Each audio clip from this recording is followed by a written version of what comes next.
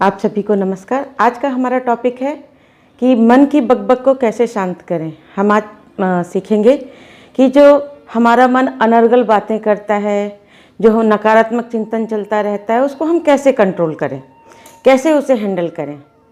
अब मन कोई ऐसी कोई फिज़िकल चीज़ तो है नहीं कि जिसे हम कहें कि हाँ भाई ये मशीन है, हम इसको मैकेनिक के पास लेके जाते हैं और मैकेनिक उसको ठीक करके दे देगा। मन वर्चुअल है, उसको कैसे हम ठीक करेंगे, कैसे हम अपने मन की बकबक को शांत करेंगे। अब बकबक शांत करने से पहले हम इस चीज़ को समझेंगे कि बकबक हो क्यों रही है। अच्छा, एक चीज़ बताइए, अगर एक व्यक्ति है जो शुद्ध सात्विक भोजन कर रहा है, जो क्या कहते हैं आपको सुबह समय पे खाता है, दोपहर को समय पे खाता है, शाम को समय पे खाता है, हल्का सुपाच्य भोजन कर रहा है, तो क्या उस व्यक्ति के पेट में गैस बनेगी? आप कहेंगे नहीं बनेगी। एक व्यक्ति है जो जंक फूड खा रहा है, उसका कोई फिल्टर ही नहीं है, क्या खाना चाहिए क्या नहीं खाना चाहिए, वो स्वास्थ्य के लिए नहीं स्वाद के लिए खा रहा है। मटर, छोले, पिज़्ज़ा, बर्गर, ये सारे अंट संट सब खा रहा है। अब आप मुझे बताइए, क्या उस व्यक्ति के पेट में गैस बनेगी या नहीं बनेगी? आपका जवाब होगा हाँ, अवश्य बनेगी। यही बात हमारे मन के साथ है। हम मन में किस प्रकार के विचारों का इनटेक कर रहे हैं, किस प्रकार का फूड मन को प्रोवाइड कर रहे हैं, उसके हिसाब से वो तय करता है कि उसके अंदर बकबक यानी गैस होगी या नहीं होगी। अब हमें तो ये पता होना चाहिए कि हमें क्या सोचना है और क्या नहीं सोचना है।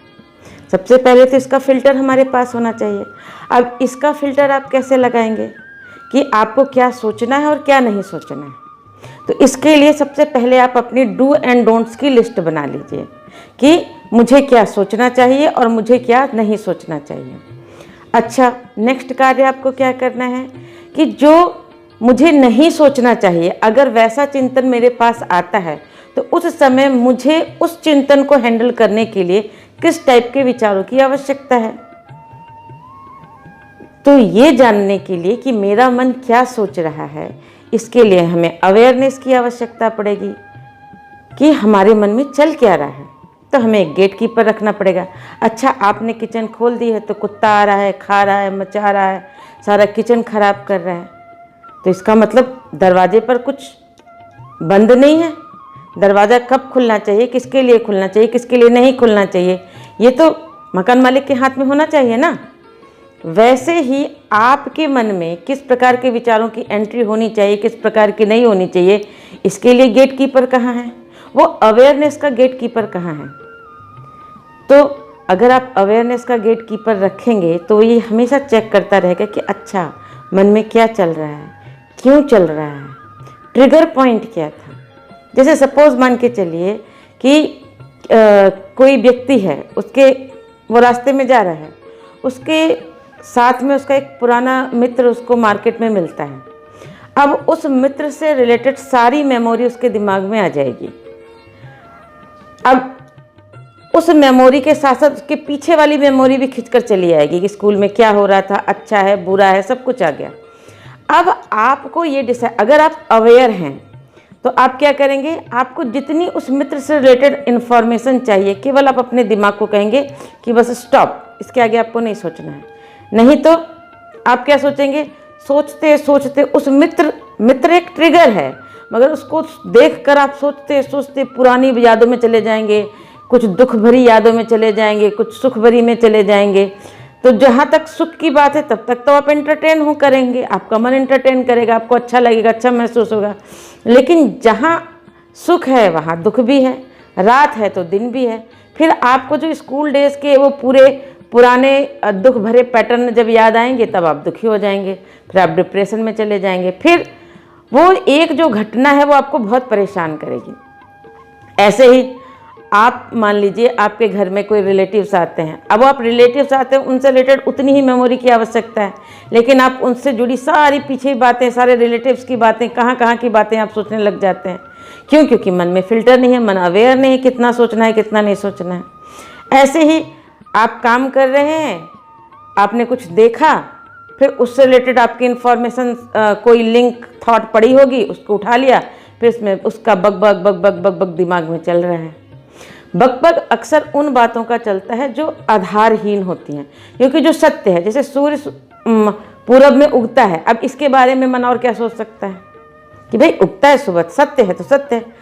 सत्य को हम बहुत थोड़ा सोचते हैं, सत्य को हम बहुत ज़्यादा नहीं बता सकते, क्योंकि जितना है उतना ही बताएंगे। लेकिन जो असत्य होता है, जो कल्पना होती है, वो तो बहुत बड़ी होती है। इसका आप एक एग्जाम्पल देखना चाहते हैं, बच्चों का एक गेम खेलिए, बच्चों को 8-10 बच्चों को बिठा दीजिए, एक बच्चे के कान में एक छोटा सा सेंटेंस बोलिए, सबसे बोलिए कि जाकर एक दूसरे के कान में बोलो। वो अगर 20 बच्चों का ग्रुप है तो वो बात घूमते घूमते घूमते लास्ट बच्चे तक पता नहीं उस सेंटेंस का क्या हो जाएगा, मतलब उसका लंबा चौड़ा कुछ का कुछ हो जाएगा। तो इसका मतलब क्या हुआ कि अगर आपका जो मूल विचार है, जो सत्य है, जितना सत्य है वो तो थोड़ा ही है, उस सत्य से आगे जो कल्पना आप कर रहे हैं, आधारहीन कल्पना कर रहे हैं, वो बकबक का कारण है। तो हमारे ऋषि मुनि क्या कहते हैं, परम पूज्य गुरुदेव पंडित श्री राम शर्मा आचार्य जी कहते हैं विचारों की सृजनात्मक शक्ति नामक बुक में कि हमारे अंदर विचारों का प्रॉपर पैटर्न होना चाहिए।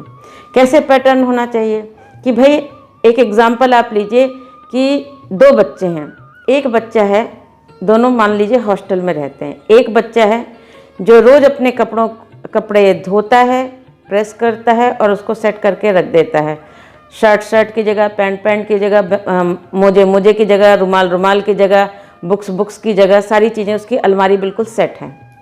और एक दूसरा बच्चा है, वो सारे सामान उठाता है, डंप करता है, फिर सोचता है कल करेंगे, परसों करेंगे, फिर उसकी अलमारी जो है पूरा डंप भरी हुई है, पूरा अलमारी मैसअप है, कहाँ क्या है उसको खुद ही नहीं पता, बस अलमारी में सामान सारा है, सामान दोनों की अलमारी में उतना ही है, एक में व्यवस्थित है और एक में हौच पौच मचा हुआ है। अब एक चीज़ बताइए, अगर इमरजेंसी में किसी उन दोनों बच्चे में से किसी एक बच्चे को, दोनों बच्चों को एक ही प्रोग्राम में बुलाया जाता है तो किसको सामान ढूंढने में ज़्यादा वक्त लगेगा और किसको कम लगेगा, कौन तैयार होने में कम समय लगेगा, कौन ज़्यादा लेगा?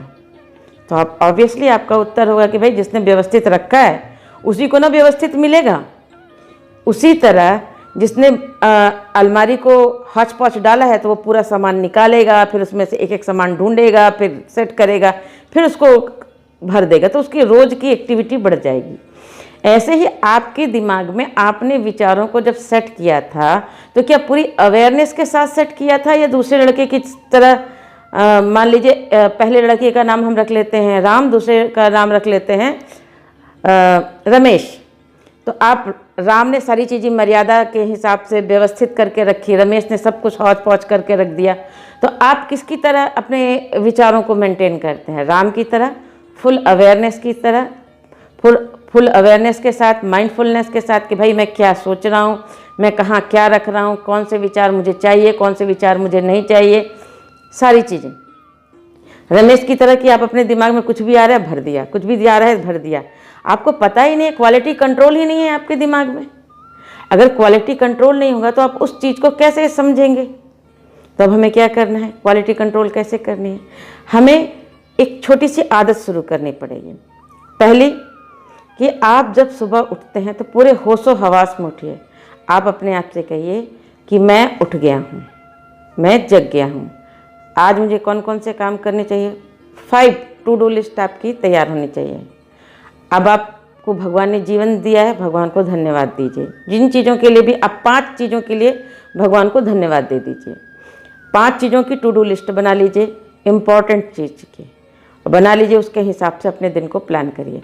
अब आपको पूरे दिन कितने सारे लोग मिलेंगे, कितनी सारी इन्फॉर्मेशन एक्सचेंज होंगी, लेकिन आपको ध्यान रखना है कि हमें हमारे काम की कौन सी है।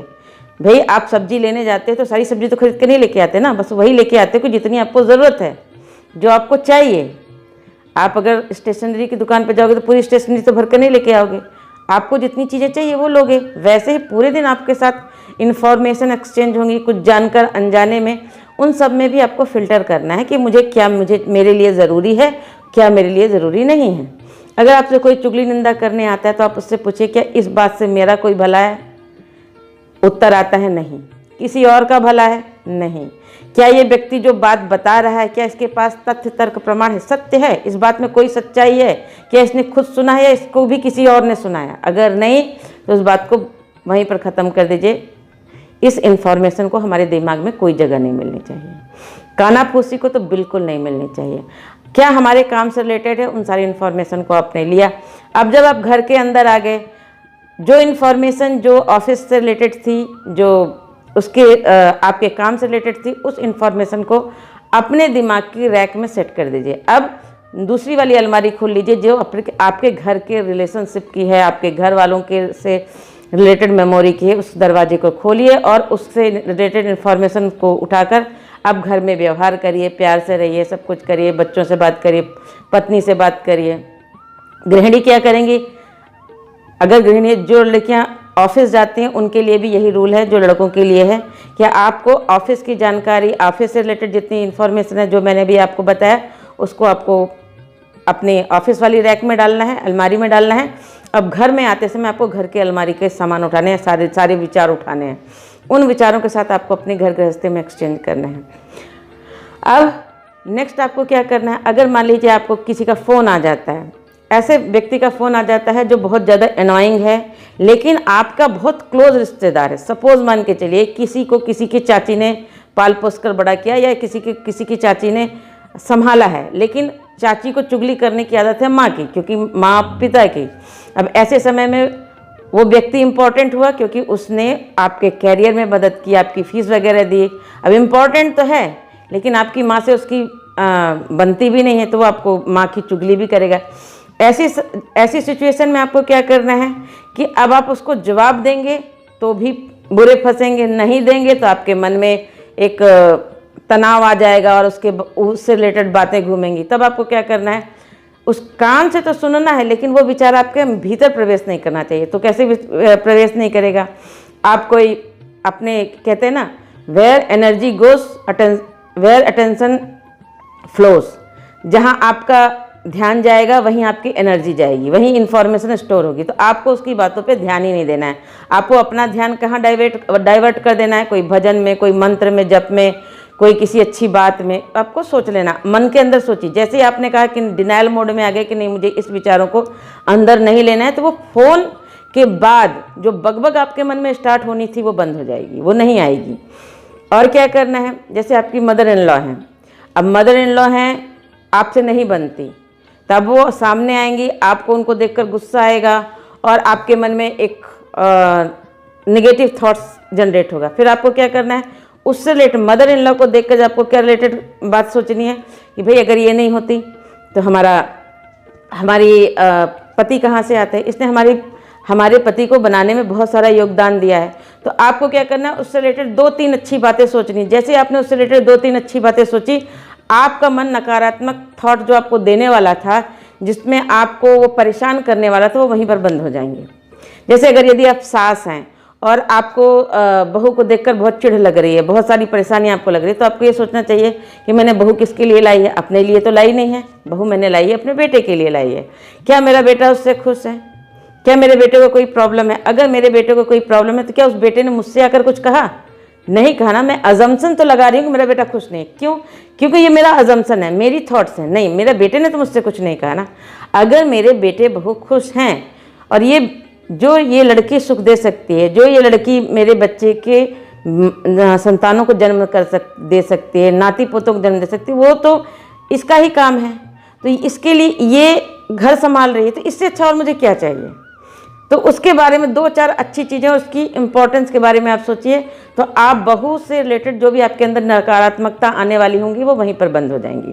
अगर आप ऑफिस वगैरह में जाते हैं तो कोई कलीग है जो आपको बहुत ज़्यादा परेशान करता है, तो आप सोचिए कि इसने भी तो पढ़ाई करी है, इसने भी तो इतनी मेहनत करके यहाँ तक पहुँचा है। अब ये तो खेल है, खेल में क्या होता है कि टीम ए होगी, टीम बी होगी। बॉल को तो हर कोई दूसरे के यहाँ ही गोल करेगा ना, अपने पोस्ट में तो कोई गोल करता नहीं। इसी तरह ऑफिस में ये गोल कर रहा है, मुझे इसको गोल करने नहीं देना है और मुझे इसको फ्रेंडली खेलना है। इसके मन में क्या चलता है, दैट्स इनफ, उसका विचार है। वो अपनी जॉब बचा रहा है, मुझे भी अपनी जॉब बचाना है, इसको इस तरह से हैंडल करना है। विश्वास मानिए, उससे रिलेटेड आपके मन में कोई विचार नहीं आएगा। आप सिचुएशन को बेहतरीन करेंगे। देखिए, पहले एंग्जाइटी हो रही थी, अब आपका चिंतन चल रहा है, मतलब आप सॉल्यूशन फाइंडर बन रहे हैं।